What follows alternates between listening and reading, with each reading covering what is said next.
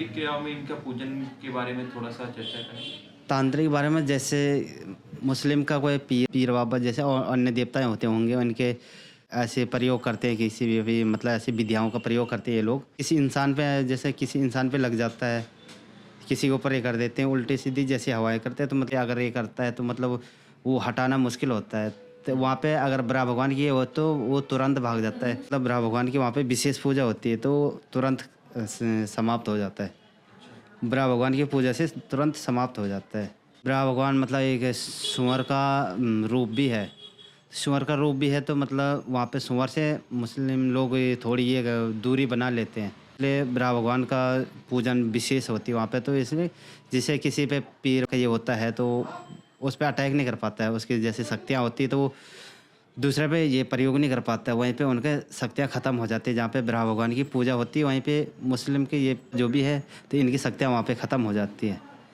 जहाँ पे ब्रह्मा भगवान की पूजा शुरू हो जाए। मतलब यदि कोई मारन उच्चाटन इस टाइप से क्रिया किसी के घर में कर रहा है, जी। किसी से भी रिलेटेड, जी। वहाँ पर ब्रा वराह जी का पूजन करने वहाँ से पे ब्रह्मा वो जी तुरंत पलायन कर वो जाते हैं। तुरंत वैसे उनकी शक्तियाँ भी ख़त्म हो जाती हैं वहाँ पे, और तुरंत पलायन हो जाता है उनका, समाप्त हो जाते हैं वहीं पे।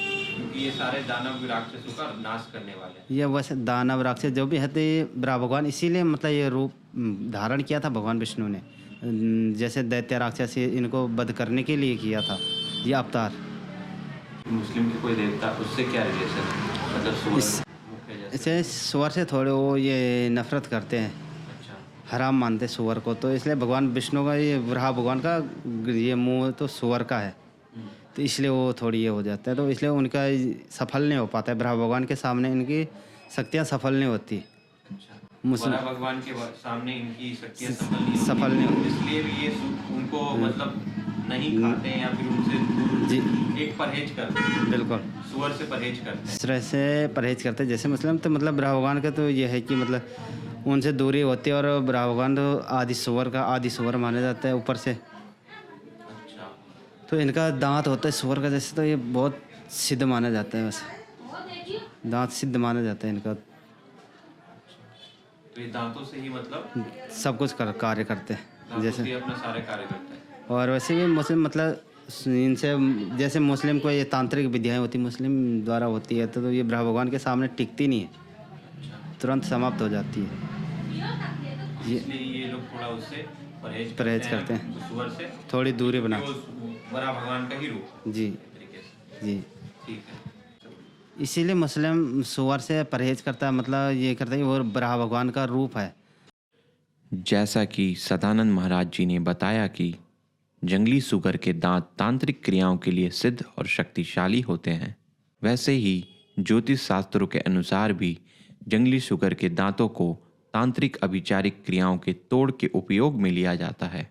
यदि कोई व्यक्ति जंगली सुगर के 2 दांतों के टुकड़े को वराह जी की विधिवत पूजन करके सिद्ध करने के पश्चात अपने गले में धारण करता है, तो उसके ऊपर कोई भी मारन, उच्चाटन, सम्मोहन आदि तांत्रिक क्रियाओं या किसी भी निगेटिव एंटिटी जैसे पिशाचिनी, भूत, प्रेत, राक्षस, दानव, असुर या किसी भी एंटिटी की शक्तियों का आक्रमण निष्फल हो जाता है। इसे धारण करने वाले व्यक्ति को ये निगेटिविटी से दूर रखते हैं, और कोई भी निगेटिव एनर्जी या निगेटिव एंटिटी ऐसे व्यक्ति के आसपास आने से भी भय खाते हैं, क्योंकि ये जंगली सुगर के 2 दांत एक तरह से आदि वराह भगवान के दिव्य कवच के रूप में व्यक्ति की रक्षा करते हैं, और कोई भी निगेटिव एंटिटी इसे वराह भगवान के नुकीले दांतों के समान पाकर दूर से ही देखकर डर से भाग जाते हैं। तंत्र द्वारा सिद्ध किए गए ये दांत न केवल तांत्रिक आक्रमणों और निगेटिविटी से बचाते हैं, बल्कि जीवन में शुभता, अच्छा भाग्य और संसारिक कार्य में पूर्ण सफलता की शिखर पर ले जाते हैं।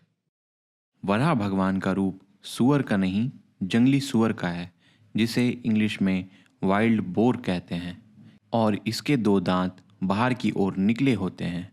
तो कृपया कर सूअर और जंगली सूअर में कंफ्यूज ना हो।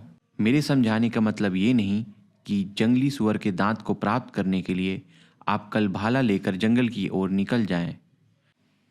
इसे प्राप्त करने की विधि और इसे सिद्ध करने का ज्ञान आपको अपने गुरु से ही मिल सकता है और गुरु से ही मिलना उपयुक्त और उचित होगा। जय सिया राम।